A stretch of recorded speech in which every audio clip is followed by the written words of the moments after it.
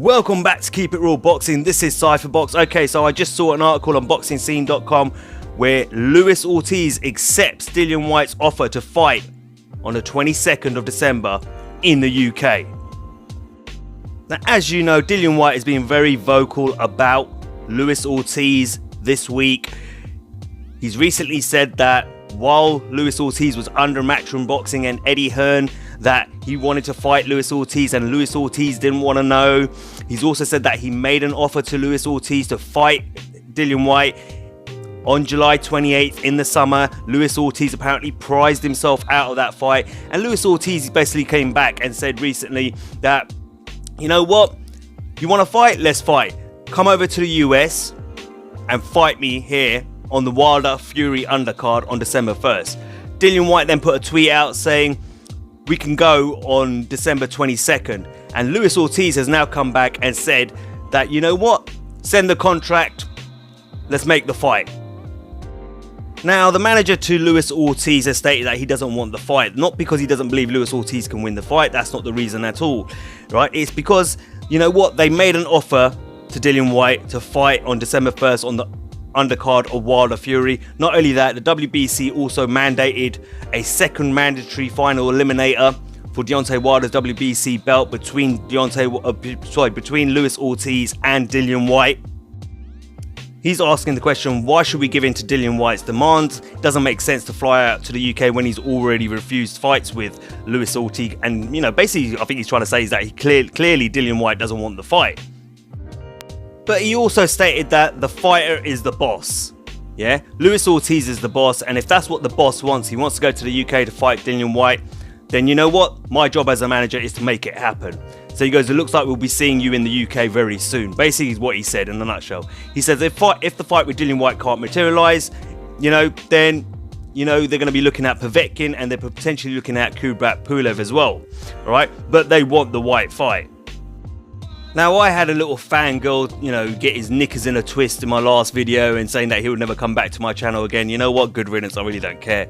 But in all honesty, yeah, what he said in that comment, yeah, made me laugh. Right? Saying that Luis Ortiz was a bum fight, it would be a bum undercard fight. There's no way that's a pay-per-view fight, etc., etc., etc. Okay, so let's put it this way then, yeah, to everyone out there who keeps calling Luis Ortiz a bum. All right, Lucas Browne, yeah, was a joke fight.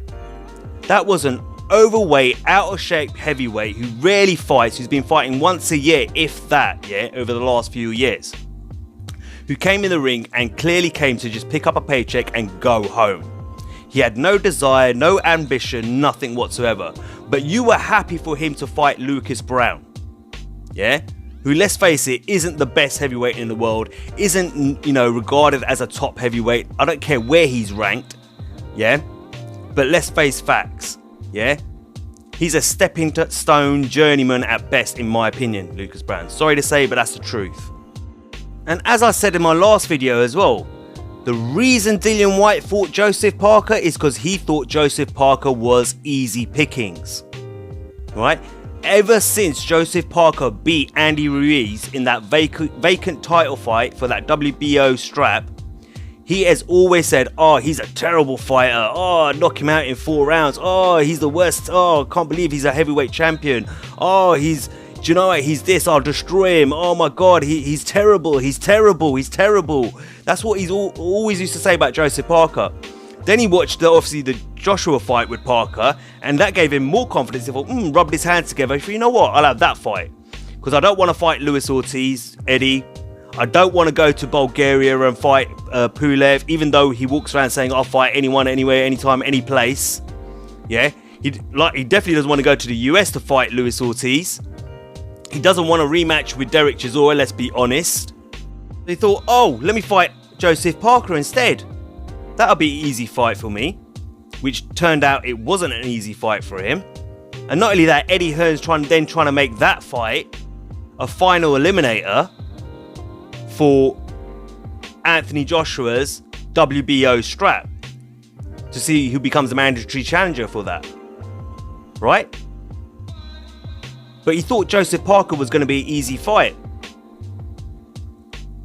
And it ended up, the scorecards end up being 113-112 to Dillian Whyte. And yeah, I scored it 113 and 112 to Dillian Whyte too. But if you look at it properly, that first knockdown that Dillian Whyte got was from a headbutt. He's lucky the referee didn't see it. If Joseph Parker had not lost that point, let's be honest, it would have been a draw, 113-113. And I guarantee you, Joseph Parker has recently come out, and I'm going to do another video on it, but Joseph Parker has come out and he says he wants to rematch Dillian Whyte. And he's happy to also fight Derek Chisora too. So, and I'm wondering, would Dillian Whyte take that rematch? It'll be interesting to see whether he would take that rematch. Because whenever he has close fights, like he did against Derek Chisora, he don't want it. He don't want to risk it. So let's see if Dillian Whyte's what he says he is. I'll go fight anyone, anywhere, anytime, any place. And let's see if he backs up his word. Because he said, let's do this December 22nd. Yeah, here in the UK. And Luis Ortiz says, yeah, let's do it. Send the contract. I'll sign it. You can get that work. I got no problem with giving you that work. Alright?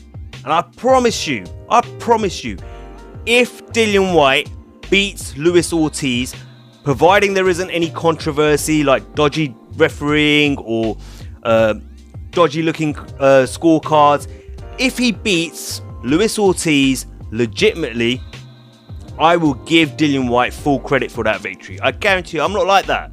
I just want to see the best fights out there. I'm a boxing fan. And if Dillian Whyte does that, I'll give him the credit he deserves for beating Luis Ortiz. I promise you that. But I want to see the fight. I'm tired of all this excuse making. All this, oh, bum, he's a bum. Luis Ortiz is a bum. Luis Ortiz is not a bum.